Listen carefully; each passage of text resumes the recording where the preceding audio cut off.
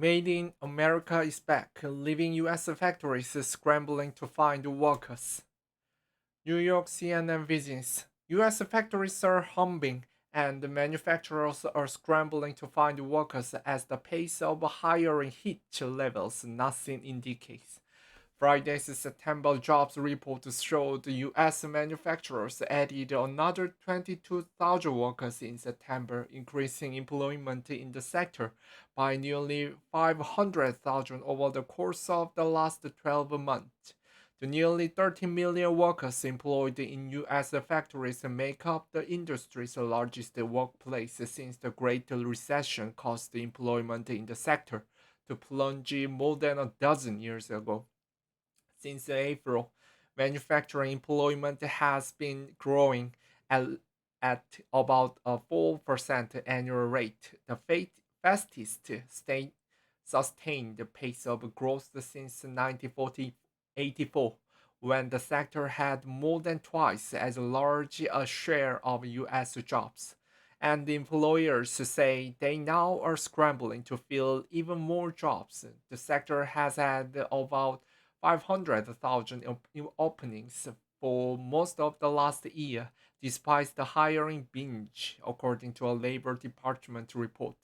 With the supply chains causing problems throughout the global economy, many US companies that depended on their overseas suppliers have been shifting their focus to sources of parts and goods much closer to home.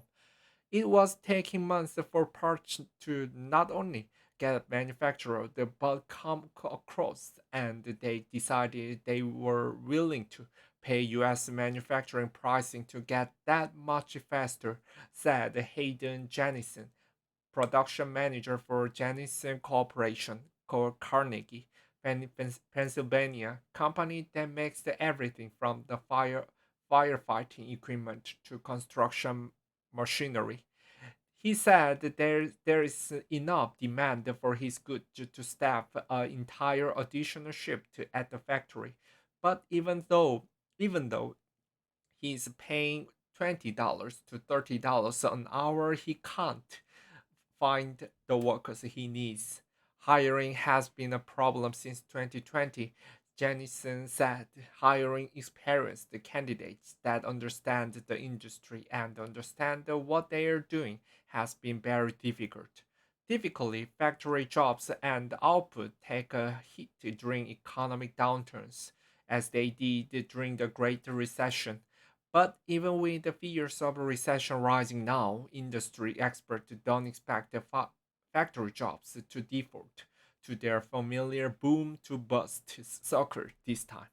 I think we're in uncharted territory, said J. Timonson, Timmons, Timmons, CEO of the National Association of Manufacturers.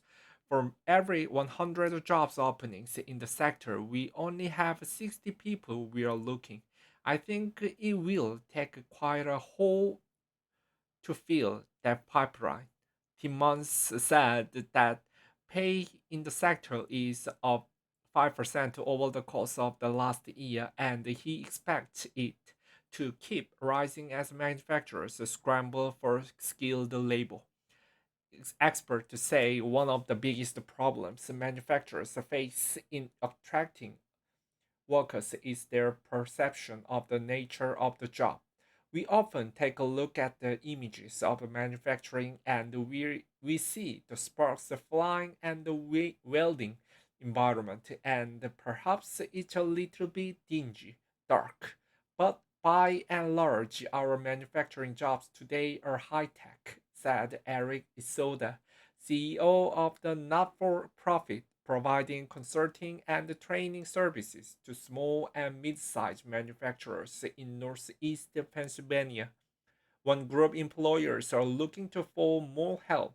Women in manufacturing remains the male dominated industry, with only 30% of the hourly factory jobs held by women, according to NAM. But that's up from 27% only 2 years ago. And the Manufacturing Institute on Education and workforce development arm of NAM has various programs aimed at raising the share of women workers on factory floors to 35% by 2030. Today, less than 10% of private sector jobs are in manufacturing, compared to more than 40% at the end of the World War II.